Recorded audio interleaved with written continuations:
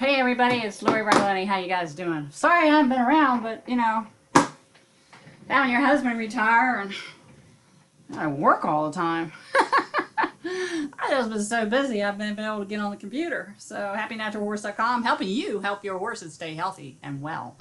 Okay, here's the feeding practices of veterinarian hospitals across the United States.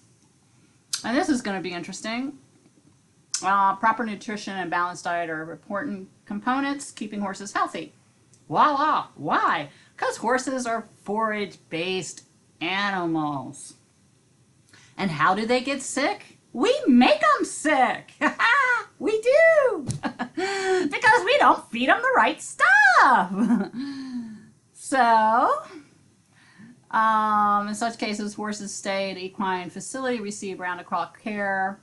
Recent studies results suggest the clinic might be placing enough emphasis on nutrition during the hospital stays. Now with Barbados, I think it was Barbados, yeah, he broke his back leg.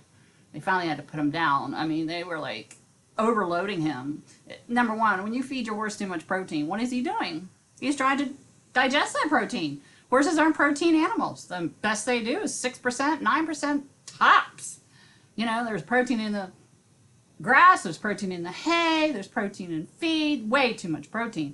The body can't handle it. You throw off calcium, you throw off phosphorus, you throw off all kinds of things.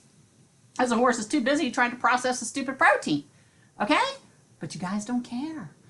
So anyways, they were very surprised that a number of equine veterinarian hospitals did not have specific nutritional protocols in place for a condition as laminitis, colic tie-up. Gee, when I really killed my horse not doing what I was supposed to be doing, and the vets told me to feed him this, and that, the one vet I didn't listen to, well, I did listen to him for a while, he said, when your horse is colicking, do not feed it grain. Just don't feed it grain. Okay? For months, he said, for months. And my horse got better. But then I went back to grain and it got worse. Because I was under the impression, before I went to school, before I learned everything, I was under the impression that grain gained weight on horses. But it doesn't. But you don't care. You're going to believe all the ads. But you're killing your horse anyway, and who cares? It's money for the vets. So, I thought this was interesting, that they didn't know how to feed for laminitis or colic or tying up. So, they sent out a survey 25% of the respondents reportedly fed all patients the same type of feed despite their condition. All respondents fed forage, with even pasture turnout. Yay, yay! Then with colic surgery was the most common reason a horse would require specific nutritional protocols, and 50% of the vet hospitals consulted a nutritional advisor for their patients. That goes to show you that vets really don't know how to feed a horse, but they don't care. They get a lot of money from you because you make your horse sick.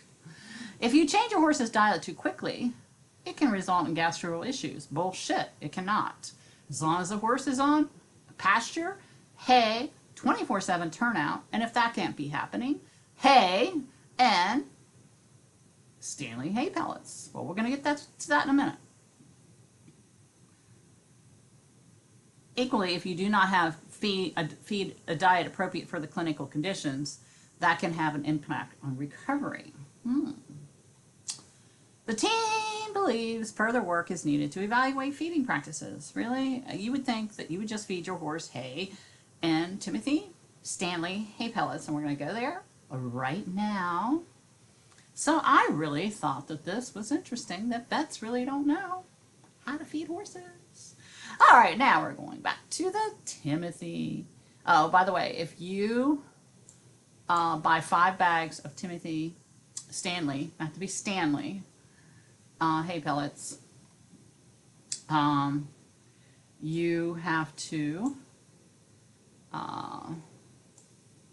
you get $10 off if you buy 5 bags. So I posted it on Facebook, and just go to Standlee, the link's there. Wow, look, the crude protein is only 8%. Crude fat, which is pretty good, 1.5, and crude fiber, 35%.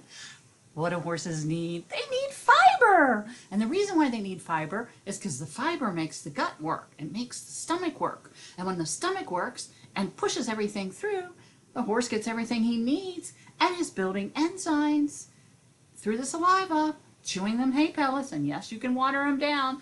And the more they chew them, the better that they digest. Okay?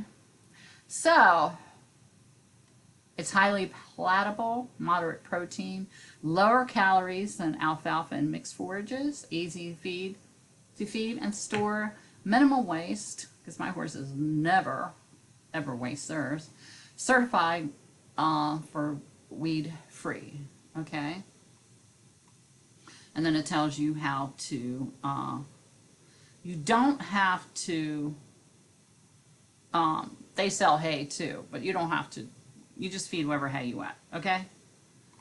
Of course, we're not going to feed moldy hay, you know. So, just wanted to show you. So, it's extremely highly palatable. And it's the highest out of all their products that they have. It's most highly digestible fiber. And how do you prevent colic? You digest your food, right? Okay? Got it? So, go back here. And they have beet pulp, okay? And beet pulp is really not good for horses, even if it comes from Standlee, okay? Because it throws off the calcium. Now, this is not, they have beet pulp shreds, but they are not going to guarantee, okay, they are not going to guarantee that it's non-GMO, okay? So, don't know if it has, I wouldn't feed it because it throws off the calcium. So, but if you can feed it to cows, okay? So, let's go back here. Orchard grass is good. Orchard grass is good. I don't know where it's at.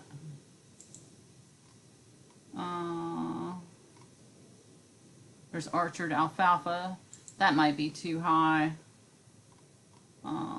It's non-GMO. Wow. And it's 16%. It's way too high. Very high. You don't want to feed that. I wanted to go to the orchard one. They have alfalfa Timothy cubes, and 12% is too high. I'd like to keep it at 8%.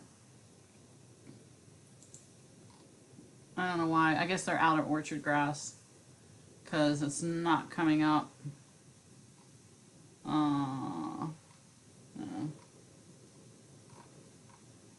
we'll just go here and see what it says. And it's crude protein. So you can feed the orchard grass. It's only 8%. It has a little bit more sugar in it than I like. But this is the forage. So anyways, I guess they don't have the orchard pellets. So what I want to show you is this horse right here has been on Big Sky for 2 years on my feeding program with the Timothy Standlee hay pellets. Okay? And this is, that's not her baby. She has a baby. That's a bear. Oh, she's riding. Hold on.